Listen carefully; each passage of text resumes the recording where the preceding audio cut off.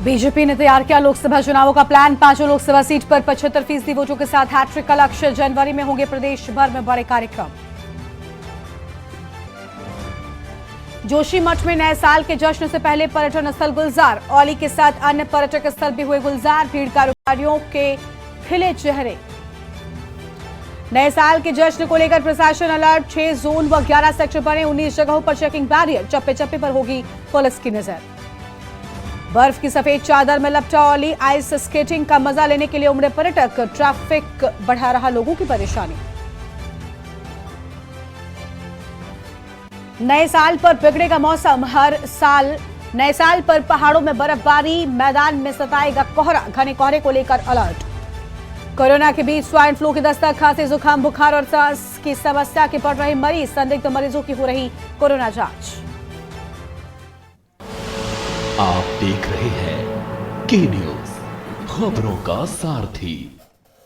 नमस्कार, आप देख रहे हैं के न्यूज इंडिया। मैं हूं आपके साथ गरिमा वाजपेयी और खबर उत्तराखंड की शुरुआत करेंगे हम खबरों के साथ में। उत्तराखंड में निकाय चुनाव का अभी अता पता नहीं है, लेकिन उत्तराखंड में एक शहर में अभी से निकाय चुनाव की तैयारियों पर जोर दिया जा रहा है। लोगों ने प्रचार प्रसार भी करना अभी से शुरू कर दिया है। चुनावी पुश में दमदार खिलाड़ी बनकर उतरने के साथ साथ जनता के हितैषी बनकर जानते है और अपनी उन्होंने दखल देनी भी शुरू कर दी है। आखिर उत्तराखंड में ऐसा कौन सा शहर है जहां निकाय चुनाव की तैयारियां अभी से शुरू हो गई हैं? इस खास रिपोर्ट में देखिए।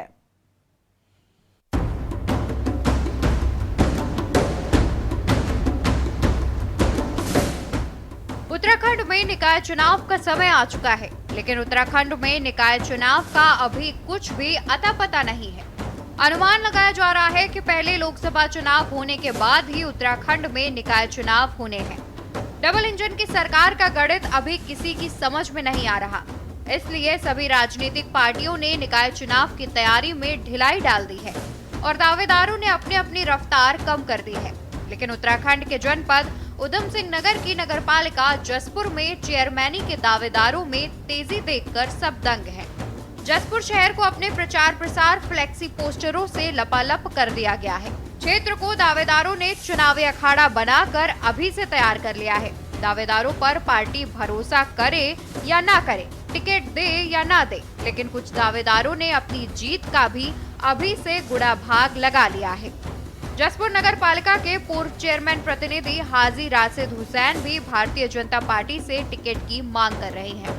इनकी मां मुमताज बेगम के कार्यकाल में हुए विकास कार्य को लेकर अपनी जीत का गणित लगाकर बैठ गए हैं। हालांकि हाजी राशिद हुसैन की मां मुमताज बेगम जसपुर नगर पालिका की चेयरमैन बहुजन समाज पार्टी से थी, लेकिन अब पुत्र ने भारतीय जनता पार्टी का दामन थाम लिया है। अब फिर हमारी तैयारी रहेगी चेयरमैनी की और इंशाल्लाह फिर जीत करके आएंगे। और हमारा जो मामला बहुत बढ़िया है, हमने विकास कराया है, विकास के नाम पे ही हमें जनता वोट देगी। खाली फ्लेक्सी तो लोग बागों ने बहुत लगवा रखी है, बाकी हमने कोई अपनी फ्लेक्सी अभी नहीं लगवाई है। हम दीवारों पर राज नहीं करते, दिलों पर राज करते हैं, इसलिए हमारी जसपुर की जनता बहुत खुश है और इंशाल्लाह फिर दोबारा हमें जसपुर का अध्यक्ष फिर बनाएगी। इतना ही नहीं, इस चुनावी पिच पर कांग्रेस के दावेदारों ने भी उतरना शुरू कर दिया है। हालांकि दावेदारों की लिस्ट लंबी है, लेकिन कांग्रेस से दमदार दावेदार मोहम्मद आरिफ को माना जा रहा है, क्योंकि पिछली बार भी पार्टी ने किसी कारणवश मोहम्मद आरिफ को टिकट नहीं दिया था और कांग्रेस को हार का मुंह देखना पड़ा था। इस बार जनता और पार्टी के हाईकमान पर अपनी मजबूती दिखाने के लिए अभी से मोहम्मद आरिफ ने तैयारी शुरू कर दी है। जसपुर जनता के बीच जाने के साथ साथ शीर्ष नेताओं के दरवाजे भी खटखटाने शुरू कर दिए गए हैं। पहले तो मैं आपके दर्शकों को नए साल की बहुत बहुत मुबारकबाद देता हूँ। 2024 सब लोगों के लिए शुभ हो। और बात रही नगर पालिका की तैयारी की, तो जसपुर विधानसभा के अंदर कांग्रेस पूरे उत्तराखंड के अंदर सबसे ज़्यादा मजबूत है। तो यहाँ तैयारी तो पहले से कार्यकर्ता हैं सारे मजबूत हैं और मैं ये मानता हूँ कि कांग्रेस की टक्कर पे नगर पालिका के चुनाव में कोई नहीं आने वाला। मेरी दावेदारी तो 100% है। लास्ट ईयर कुछ कारणों से पिछली बार मेरा टिकट नहीं हो पाया और मैं ये मानता हूँ अगर मेरा टिकट होता 100% मैं कांग्रेस का नगर पालिका का चेयरमैन बनता और नगर पालिका का चेयरमैन कांग्रेस पार्टी का बनता। और इस बार अगर पार्टी मुझ पर दांव खेलती और हक ही मेरा है, अगर आप पूरा ओवरऑल 7-8 साल की राजनीति अगर मेरी आप देखते हैं तो मैंने कांग्रेस के लिए हर बलिदान जो देने को तैयार रहता है बंदा, मैंने वो बलिदान दिया है। देश के सभी राज्यों में भले ही लोकसभा चुनाव की सरगर्मियां तेज क्यों ना हो, लेकिन उत्तराखंड के जसपुर में अलग राजनीति के रंग में रंगता हुआ दिखाई दे रहा है। जिस मंजिल का अभी कुछ अता पता नहीं, उस मंजिल को पाने के लिए दौड़ लगानी दावेदारों ने शुरू कर दी है। अब देखने वाली बात होगी कि कब मंजिल का पता मिलता है और दौड़ने वालों में से किसको मंजिल मिलती है। Uttarakhand desk report.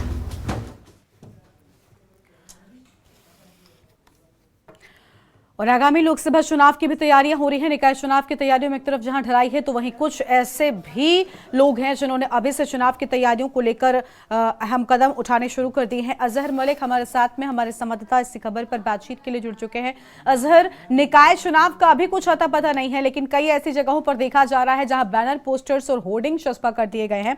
यानी भले ही दलों की ओर से, पार्टियों की ओर से कोई तस्वीर साफ ना की गई हो, लेकिन तस्वीरों के माध्यम से जो प्रत्याशी हैं ये सब कुछ क्लियर करते हुए लगभग दिखाई दे रहे हैं।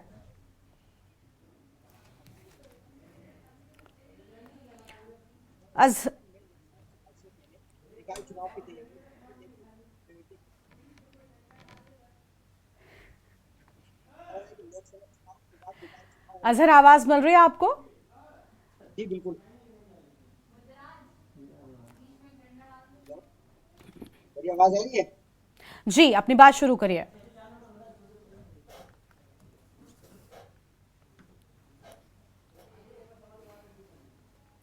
अजहर, भले ही दलों की ओर से अब तक तस्वीर साफ ना की गई हो, निकाय चुनाव को लेकर अभी भी सवाल उठ रहे हो कि आखिर क्यों नहीं किए जा रहे हैं, लेकिन प्रत्याशियों की ओर से अपनी कोशिशें अभी से शुरू हो गई हैं। जी बिल्कुल, मैं आपको बता दूं कि उत्तराखंड की अगर बात करी जाए तो चुनाव का समय पूरा हो चुका है और इन्होंने निकाय चुनाव होने थे, लेकिन किसी कारणवश निकाय चुनाव बढ़ गए हैं। लेकिन अभी से अगर जसपुर विधानसभा की बात करी जाए तो जसपुर विधानसभा में अभी से राजनीतिक पार्टियां या फिर प्रत्याशियों ने अपनी दावेदारी ठोकनी शुरू कर दी और जीत का बड़ा भी लगाना शुरू कर दिया, क्योंकि देश के अंदर लोकसभा चुनाव की तैयारी कर चुके दिखाई दे रही है। बावजूद जसपुर में अलग जसपुर की राजनीति अलग दिखाई दे रही है। दिलचस्प बात है कि पार्टियां एक तरफ तैयारी निकाय चुनाव लेकर दिखाई दे रही, लोकसभा मंथन करती है, जसपुर के दिखाई दे रही है। बिल्कुल साफ तौर पर, लेकिन क्या लग रहा है कि क्या इन लोगों के ये निर्दलीय प्रत्याशी हैं जो यहाँ पर अपने बैनर्स, पोस्टर्स अभी से चस्पा कर चुके हैं, या फिर पार्टियों के प्रत्याशियों की ओर से भी ऐसा किया जा रहा है?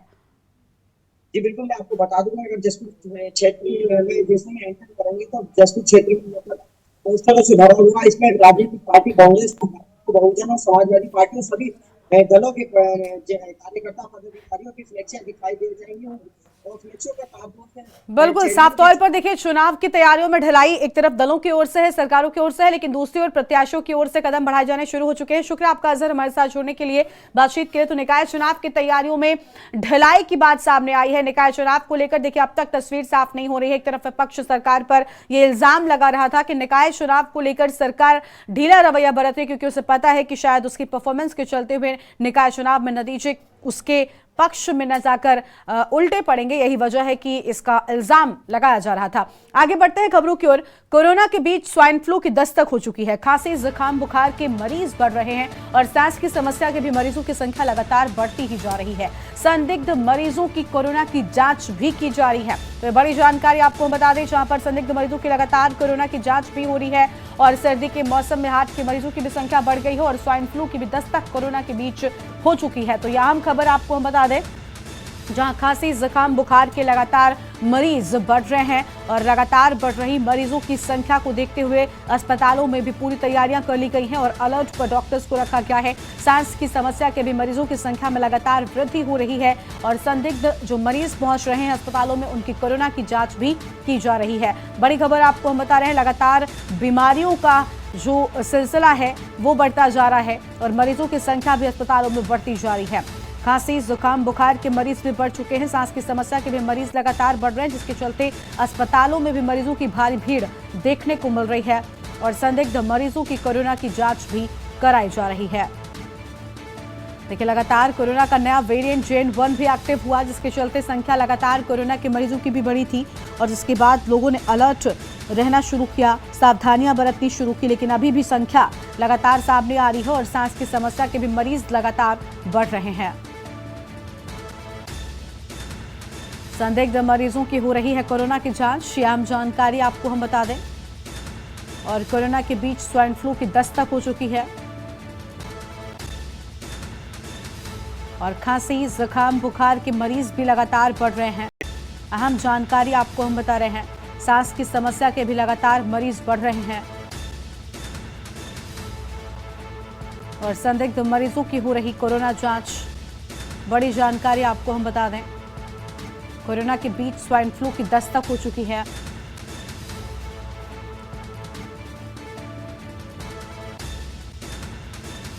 अहम खबर आपको हम बता रहे हैं, जहां सांस की समस्या के बीच मरीज बढ़ रहे हैं और अस्पतालों में भी डॉक्टर्स को अलर्ट पर रखा गया है।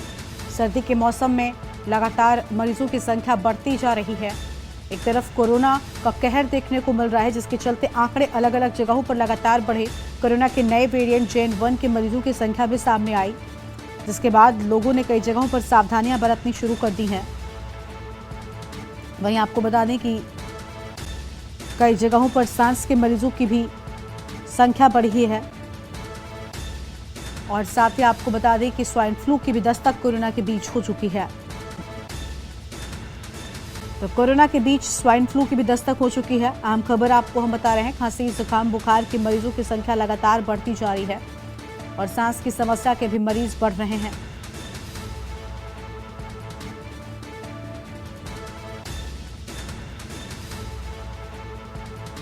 और कोरोना के बीच स्वाइन फ्लू की दस्तक।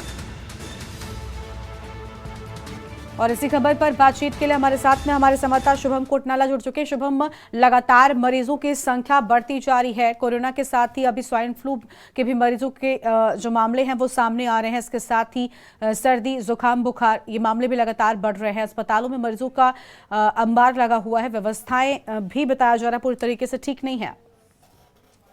जी बिल्कुल, देखें तो अभी कोरोना की दस्तक अब दे चुका है पूरी तरह से। कोरोना पूरी देश भर में कोरोना हावी हो चुका है और लगातार इसके केसेस भी बढ़ते ही जा रहे हैं। वहीं अस्पतालों की बात करें तो अस्पतालों में भी व्यवस्था लगातार, क्योंकि अब लगातार मरीज आ रहे हैं और भीड़ और ज्यादा बढ़ती जा रही है। ऐसे में टेस्टिंग और तमाम चीजों की व्यवस्था को अस्पताल लगातार संभालने की कोशिश कर रहे हैं। हम वहीं बात करें उत्तराखंड की, तो उत्तराखंड में अभी तक स्वाइन फ्लू का कोई केस दर्ज नहीं किया गया है। बीते दिन भी CMO की ओर से यह बताया गया था कि अभी तक कोई आधिकारिक तौर पर ऐसा केस नहीं देखने को मिला है उत्तराखंड में, देहरादून में स्वाइन फ्लू का। लेकिन एहतियातन सभी तैयारियां पूरी तरह कर ली गई हैं। अगर कोई भी मरीज आता है तो इसके लिए अस्पतालों को निर्देश जारी कर दिए गए हैं कि कोई भी अगर मरीज आता है तो उसके लिए अस्पताल उसकी जांच करें, पूरी तरह से जांच की जाए। इसके साथ ही जो तमाम तरह की जो सावधानियां हैं वो भी बरती जाए। मास्क, सैनिटाइजर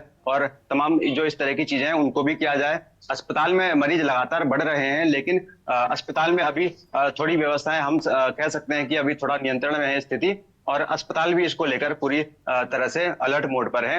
अस्पतालों को भी निर्देश दिए गए हैं कि अगर आपको किसी भी तरह का कोई मरीज मिलता है, इन्फ्लुएंजा का मिलता है, और किसी में अगर इस तरह के कोई लक्षण देखने को मिलते हैं जैसे खांसी, जुकाम, सर्दी और बदन दर्द, बुखार, इस तरह के कोई भी लक्षण अगर आपको देखने को मिलते हैं तो उस मरीज की प्रॉपर जो है जांच करवाई जाए। और अगर उसके कुछ स्वाइन फ्लू के लक्षण भी उसमें देखने को मिलते हैं तो उसके लिए भी लैब को भी निर्देश दे दिए गए हैं कि RT-PCR उसकी जांच करवाई जाए और जरूरत पड़ने पर उसकी जीनोम सीक्वेंसिंग भी करवाई जाए।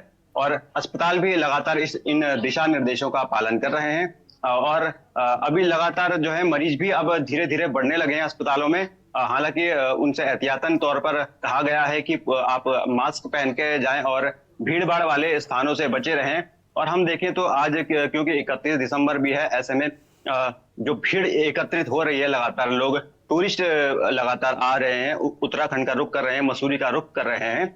और ऐसे में भीड़ भाड़ वाली जगहों में क्योंकि कोरोना के होने के चांसेस बहुत ज्यादा रहते हैं, इसके लिए भी एहतियात बरत रही है तमाम जो है स्वास्थ्य व्यवस्था के हिसाब से पुलिस भी इसको बिल्कुल लेकर बिल्कुल पूरी शुभम, अलर्ट जैसा मोड कि पर है आपने कहा कि देखिए नए साल का जश्न मनाने के लिए भी काफी संख्या में लोग एक साथ इकट्ठा होते हैं और क्योंकि कोरोना के JN.1 वेरिएंट का खतरा लगातार बढ़ रहा है, मरीजों की संख्या एक साथ इस वेरिएंट के चलते सामने आई थी। ऐसे में क्या इस जश्न में कोई नियम कानून का पालन करना पड़ सकता है? क्योंकि कई जगहों पर ऐसी भी जानकारी मिली है कि स्थानीय प्रशासन की ओर से कुछ पाबंदियां लगाई गई हैं, एक साथ गैदरिंग्स को लेकर कई जगहों पर बताया जा रहा है पाबंदियां की गई हैं। ऐसी कोई जानकारी मिली है क्या?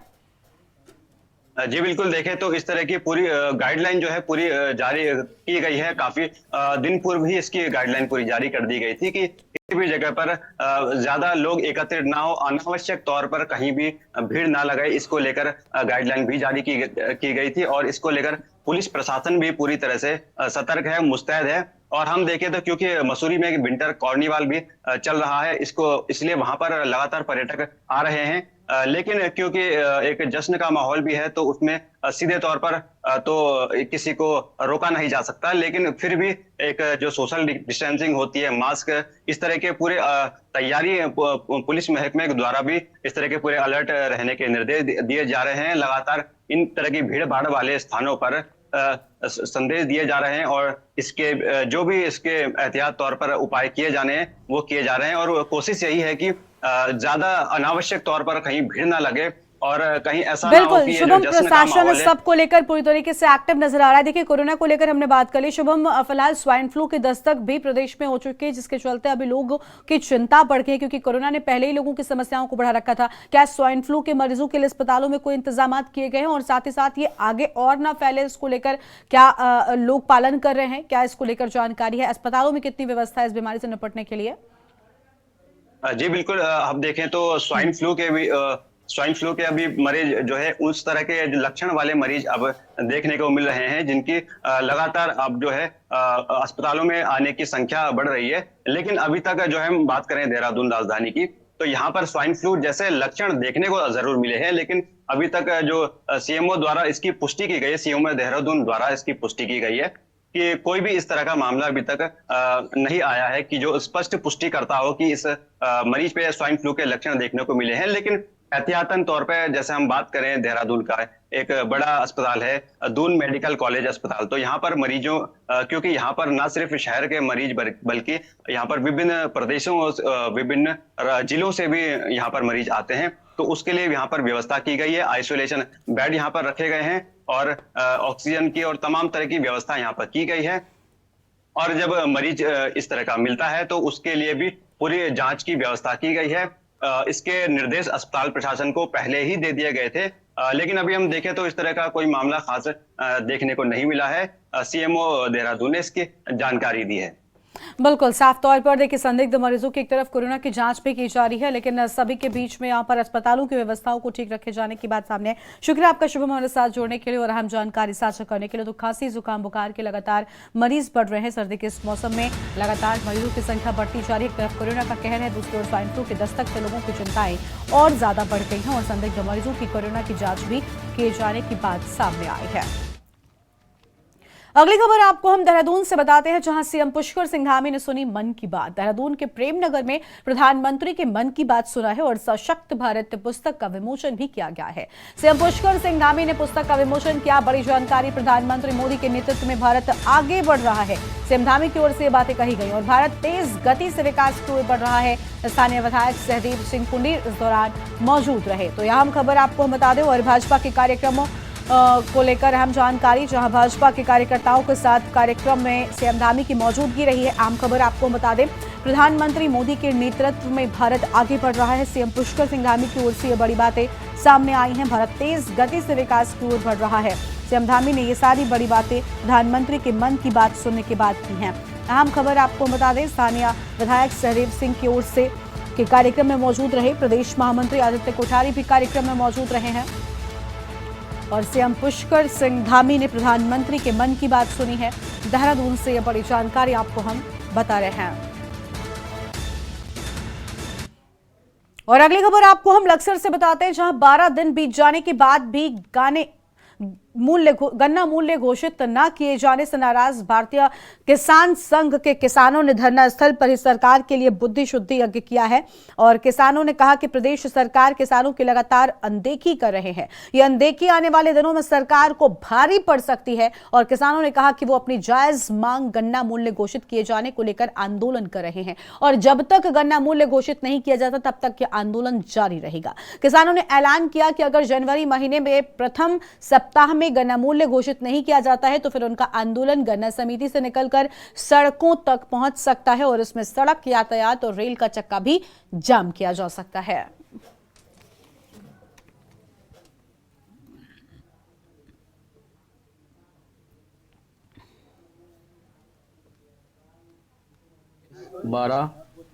को हमारा धरना चलते हुए 12 दिन के लगभग हो गए हैं। तो आज हमने ये सरकार मतलब कान में तेल डाले बैठी है, इसको जगाने के लिए हमने आज ये यज्ञ किया जिससे सरकार को बुद्धि आए और किसान का मूल्य ठीक करके दें और किसान का भाव मतलब अब 500-600 के लगभग अब जब बिकने वाला हो रहा है उस सर्की में मिल वैसे ही बंद होने वाला हो रहा। अब इस समय नहीं हमारा भाव निश्चित करेंगे तो फिर कब वो करेंगे पता नहीं। क्या सरकार, दोनों सरकार उत्तर प्रदेश की और ये उत्तराखंड की बिल्कुल किसानों की नहीं सोच रही। अभी आपदा ही है, ये नहीं सोच कि आपदा ही है और किसान को उसका लाभकारी मिले।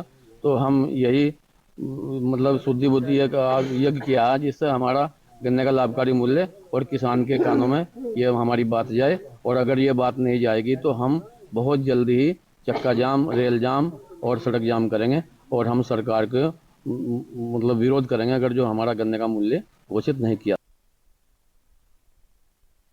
कहा कि नए साल में सरकार स्वास्थ्य सेवाओं को और मजबूत करने जा रही है। राज्य में स्वास्थ्य व्यवस्था और मजबूत होने जा रही है जिसके लिए अब सरकार ब्लॉक स्तर पर रेडियोलॉजिस्ट और गायनी के डॉक्टर की व्यवस्था कर रही है ताकि स्वास्थ्य सेवाएं ग्रामीण स्तर पर भी मजबूत हो सके। और इसके अलावा डॉक्टरों के साथ ही अस्पतालों में खाली पड़े पदों के लिए लगातार भर्ती चल रही है। मार्च में सरकार 400 डॉक्टरों की भर्ती करने जा रही है और आने वाले दिनों में स्वास्थ्य सेवाएं और भी बेहतर हों इसके लिए सरकार निरंतर प्रयास कर रही है।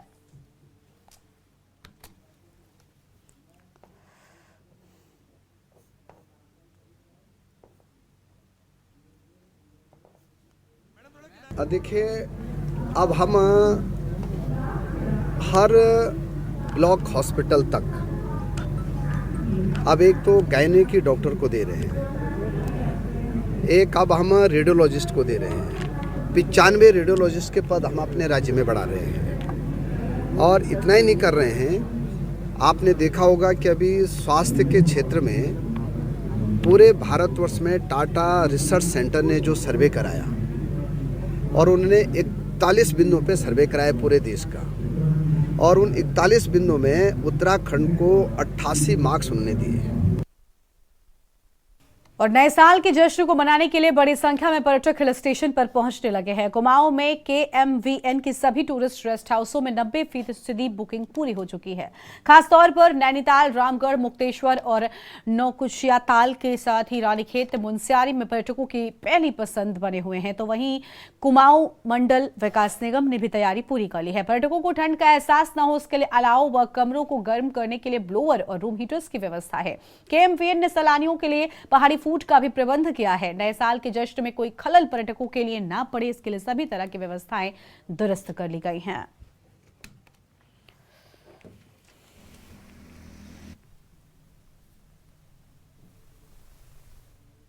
हमारा 31 में नैनीताल और आसपास के जनपदों में 90% बुकिंग आ चुकी है और जो हमारे रूम्स पेंडिंग हैं वो हमें आशा है कि ऑनलाइन के माध्यम से आज शाम तक वो भी कंप्लीट हो जाएंगे। तैयारियों के संदर्भ में हमने, क्योंकि ठंड बहुत ज़्यादा है, विशेष ध्यान रखा है कि पर्यटकों को इस शीतकालीन लहर का जो है दुष्प्रभाव ना झेलना पड़े और उनको पहाड़ी कुमाऊनी व्यंजनों का स्वाद हम उपलब्ध करवाएंगे। तो यही हमारी विशेष तैयारी है। नैनीताल हाईवे पर रविवार की दोपहर अचानक ही टांडा जंगल से दो हाथी बीच सड़क पर आ गए और इसके चलते उस समय वहां से गुजर रहे वाहन चालक घबरा गए और मौके पर वाहन छोड़कर भागने लगे। वहीं पीछे खड़े कुछ लोगों ने हाथी का वीडियो शूट किया और दूर से सेल्फी भी ली। हालांकि कुछ देर के बाद जंगल की तरफ चले गए। नैनीताल हाईवे पर टांडा जंगल से दो हाथी आकर बीच सड़क पर आ गए थे और आपको बता दें कि इसे देखकर वहां मौजूद लोग घबराने लगे।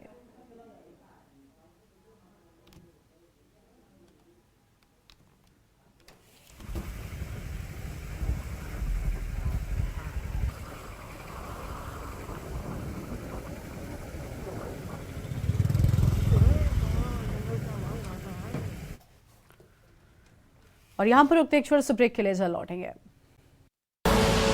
आप देख रहे हैं के न्यूज, खबरों का सारथी। ब्रेक के बाद आप सभी का स्वागत है। विकासनगर के सरस्वती शिशु मंदिर के बाबूगढ़ का वार्षिक उत्सव बड़े ही धूमधाम के साथ मनाया गया। छात्रों ने गढ़वाली, कुमाऊनी, जौनसारी समेत अन्य लोकगीतों पर रंगारंग प्रस्तुति देकर सभी का मन मोह लिया। कार्यक्रम में राज्यसभा सांसद नरेश बंसल ने बतौर मुख्य अतिथि शिरकत करते हुए कहा कि सरस्वती शिशु मंदिर पर्वतीय अंचलों में बच्चों को चारित्रिक शिक्षा दे रहा है, जिससे बच्चों का शैक्षिक और बौद्धिक दोनों स्तर पर विकास हो रहा है। उन्होंने कहा कि सरकार अपने स्तर से भी सरस्वती शिशु मंदिरों को हर वो सुविधा मुहैया करवा रही है जो कि शिक्षण कार्य के लिए जरूरी है। कार्यक्रम में उनके साथ ही क्षेत्रीय विधायक मुन्ना सिंह चौहान और पूर्व विधायक कुलदीप कुमार भी मौजूद रहे।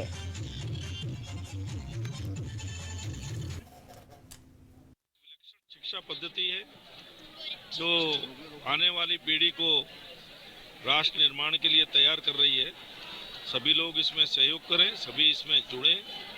हम इस शिक्षा पद्धति के माध्यम से सरकार ने भी इसकी अच्छी बातों को लिया है। नई जो हमारी शिक्षा नीति आई है, एनईपी नेशनल एजुकेशन पॉलिसी 2020, उसमें इस प्रकार की शिक्षा पद्धति ली है कि बच्चे अपनी मातृभाषा में और अपने हिसाब से सारा शिक्षा का अपना करियर तैयार करें और करते करते व्यावसायिक शिक्षा भी लें। सबको देश के प्रति स्वाभिमान हो, देश की विरासत पर गौरव हो, गुलामी की मानसिकता से बाहर आएं और एकजुट होकर के कर्तव्यनिष्ठ नागरिक बनते हुए देश को 2047 में विकसित भारत बनाने में अपना योगदान दें। रुड़की के बुग्गावाला थाना क्षेत्र में नदी के रेत में दबा हुआ एक अज्ञात युवक का शव मिलने से क्षेत्र में सनसनी फैल गई है। नदी में अज्ञात शव मिलने की सूचना जैसे ही आसपास क्षेत्र में फैली तो मौके पर ग्रामीणों की भारी भीड़ जमा हो गई। ग्रामीणों के द्वारा सूचना पुलिस को दी गई। सूचना मिलते ही मौके पर पहुंचे पुलिस और शव का पंचनामा भरकर पोस्टमार्टम के लिए सिविल अस्पताल भिजवा दिया। पुलिस मृतक की शिनाख्त करने में जुट गई है। एसएसपी हरिद्वार प्रमेंद्र डोभाल ने बताया कि उन्हें अभी इस मामले की जानकारी मिली है। मौके पर पुलिस बल पहुंचकर पूरे मामले की गंभीरता से जांच कर रहा है और जल्द ही पूरे मामले को सुलझाने का काम किया जाएगा। पूरा क्षेत्र में अभी बॉडी हमें मिली है, एसओबी मौके पे ही है। उसको अभी वहाँ से पंचायतनामा की कार्रवाई करके पोस्टमार्टम भेजा जा रहा है। पोस्टमार्टम की रिपोर्ट के बाद ही क्लियर हो पाएगा, क्योंकि जिस वो बॉडी अभी अज्ञात है उसके बारे में कुछ ज़्यादा जानकारी नहीं है। हम कोशिश कर रहे हैं कि जल्दी उसको उसके बारे में सर, जमीन में दबी हुई सर बॉडी मिली है। जी।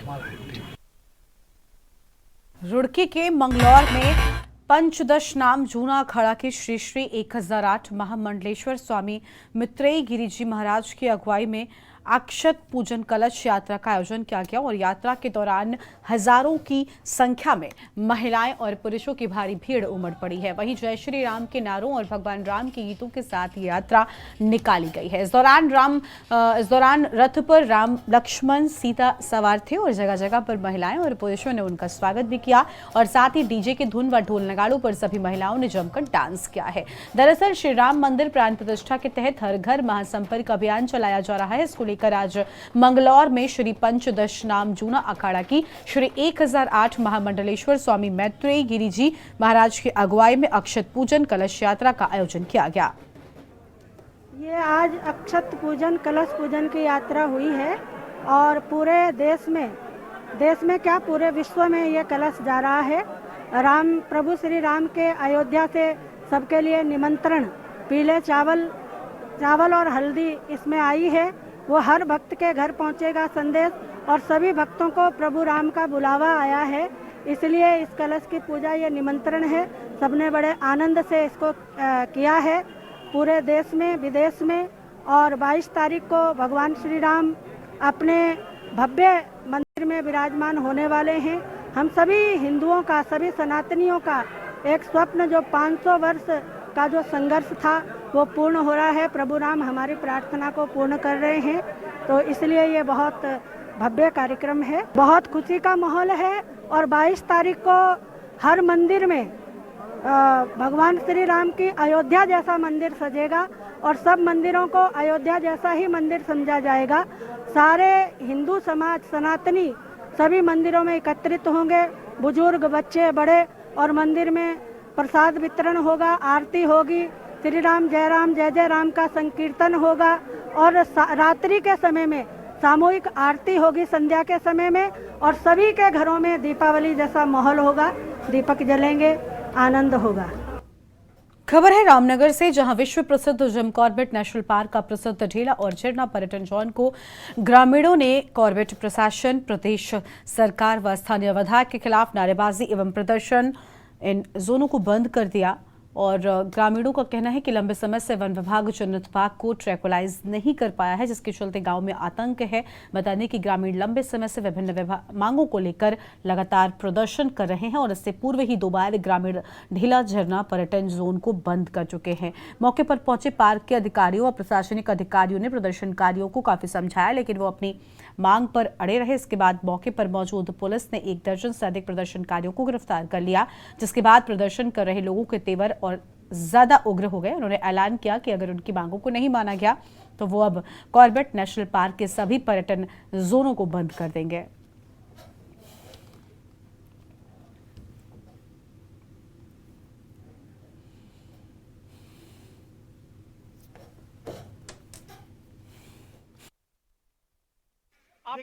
ये तानाशाही है पुलिस की, सरकार की, धामी सरकार की, मोदी सरकार की शांतिपूर्वक आंदोलन का, जन आंदोलन का दमन।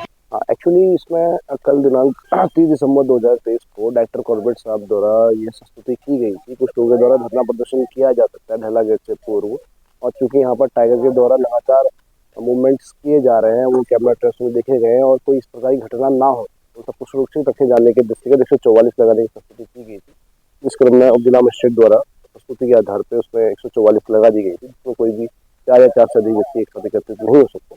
परंतु देखा गया कि आज प्रातः करीबन 6 बजे के आसपास कुछ लोग एकत्रित हो गए और 144 का स्पष्ट उनके द्वारा उल्लंघन किया जा रहा था, जिसमें उनको अभी मौके से उठा लिया।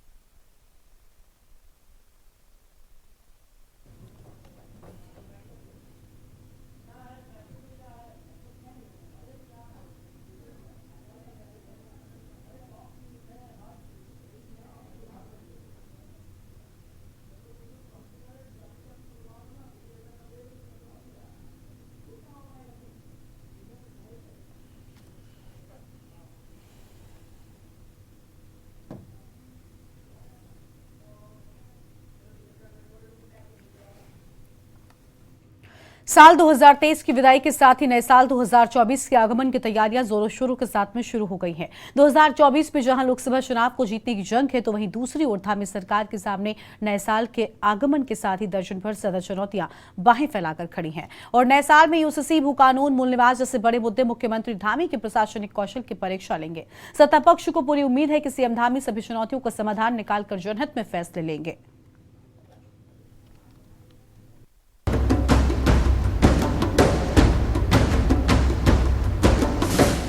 बस कुछ ही घंटों का इंतजार है और पूरा देश नए साल 2024 में प्रवेश के लिए तैयार है। नए साल के आने के साथ ही एक तरफ जहां 2024 में लोकसभा चुनाव को जीतने की जंग होगी, तो दूसरी तरफ धामी सरकार के सामने नए साल के आगमन के साथ ही दर्जन भर से ज्यादा चुनौतियां बाहें फैलाकर खड़ी रहेंगी। पहले मौजूदा वर्ष 2023 की बात करें तो धामी सरकार ने जहां तिलक्यारा टनल से 41 मजदूरों की जान बचाई, तो दिसंबर महीने में मेगा ग्लोबल इन्वेस्टर समिट का आयोजन करवाया। सरकार ने जहां 2.5 लाख करोड़ के निवेश का लक्ष्य रखा, तो वहीं सरकार का दावा है कि समिट में 3.5 लाख करोड़ से ज्यादा के एमओयू साइन हुए। इन एमओयू को धरातल पर उतारने की सरकार कोशिश में लगी हुई है। वहीं आम जनता मुख्यमंत्री धामी के अब तक के कामकाज को लेकर क्या सोचती है, पहले वो देखते हैं। उत्तराखंड के अंदर जो इनका कार्यकाल रहा है अभी 1 साल का, इससे पहले भी बहुत मुख्यमंत्री रहे हैं यहाँ पे, और कांग्रेस गवर्नमेंट में रहे, अभी बीजेपी गवर्नमेंट में रहे। तो जहाँ तक मैं समझता हूँ कि इतना युवा धामी जो हमारा इस उत्तराखंड के लिए काम कर रहा है और बहुत अच्छा इसने यहाँ पे अभी काम करके दिखाया है। और सबसे अच्छी बात है कि ज़मीनी स्तर पर काम करता है। धामी जी के अंदर एक सबसे अच्छी क्वालिटी जो मुझे देखने को मिली है, क्योंकि मैं किसी पार्टी विशेष से नहीं हूँ, क्योंकि हम एक जो है साधारण एक नागरिक हूँ और इस उत्तराखंड के लिए इनके अंदर जो अच्छी मैं बता रहा हूँ क्वालिटी ये रही है कि ये खुद पर्सनली जाते हैं और उस जो समस्या होती है उसको ये अवश्य पूर्ण करते हैं। धामी साहब का शुरू में तो हमको ऐसा लगा था कि ये भाई इस हिसाब से प्रॉपर कर नहीं पा रहे हैं, लेकिन अब हम धीरे धीरे ये स्पीड में लगा है। धामी साहब का ये है कि ये सामाजिक तौर पे और रचनात्मक तौर से काम करते हैं और उसके अलावा हर चीज़ को बड़ी माइन्यूटली जाके प्रैक्टिकली उसको अंजाम, क्योंकि योजनाएं जो होती हैं उसे सब लोग एप्लीकेशन देते हैं, ऐसा नहीं हुआ ऐसा नहीं हुआ, और ये सबको युवा को साथ लेके चल रहे हैं। और इस बुलेटिन में फिलहाल इतना ही। आप देखते रहिए के न्यूज़ इंडिया। नमस्कार।